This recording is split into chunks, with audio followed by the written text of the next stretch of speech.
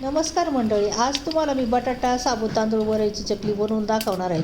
खायला एकदम अप्रतिम लागते आणि एकदम भुसभुशीत होते, कडक होत नाही.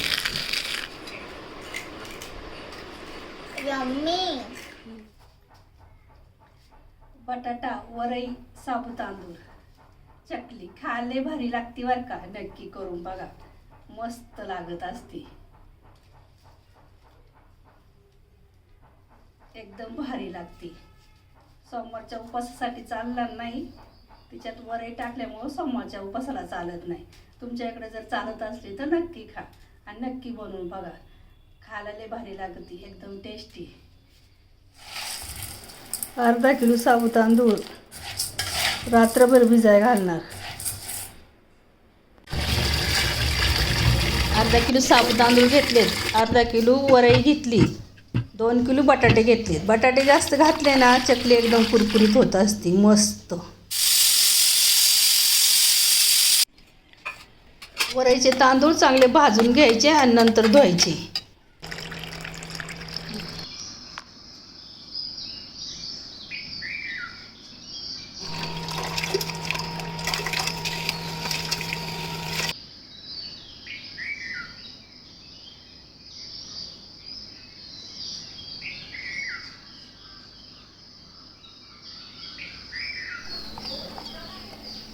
हिरवी मिरची बारीक करून घालायची. साबुत तांदळाला जरा वाफळून घ्यायचं. साबुत तांदूळ वाफळले ना चकली एकदम कुरकुरीत होती आणि एकदम भुसकी होती, कडक होत नाही.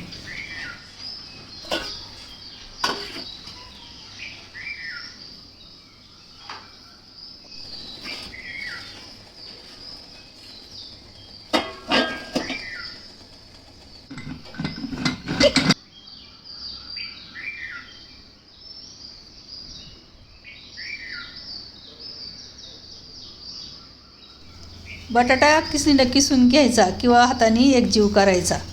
मिक्सरमध्ये बारीक करायचा नाही. मिक्सरमध्ये बारीक केला ना चकली तुमची कडक आणि रब्बरसारखी होते, तळी तर एकदम भुसकी होत नाही. बटाटा साबुत तांदूळ वरई एकजीव करून घ्यायचा.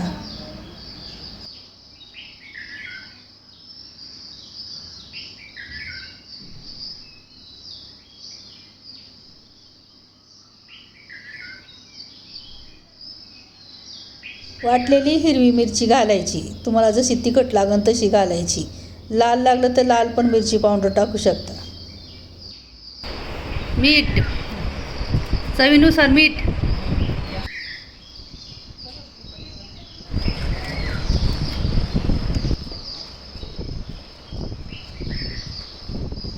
बटाटा जास्त घातल्यामुळं चकली कुरकुरीत होती, एकदम भुसकी.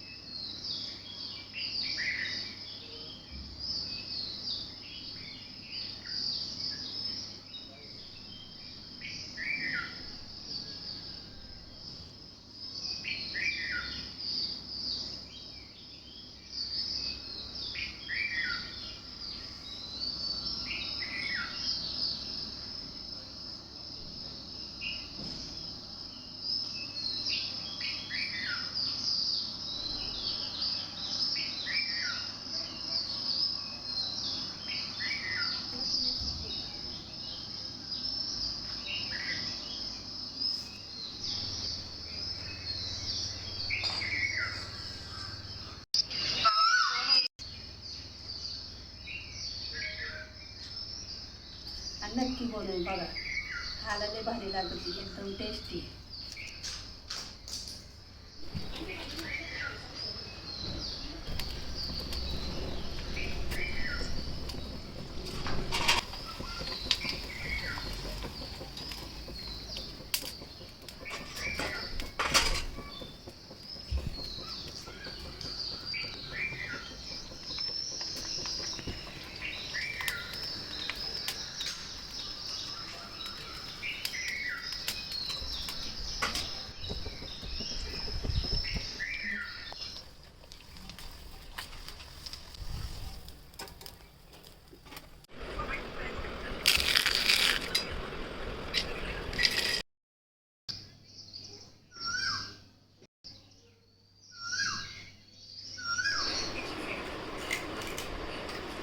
Yummy.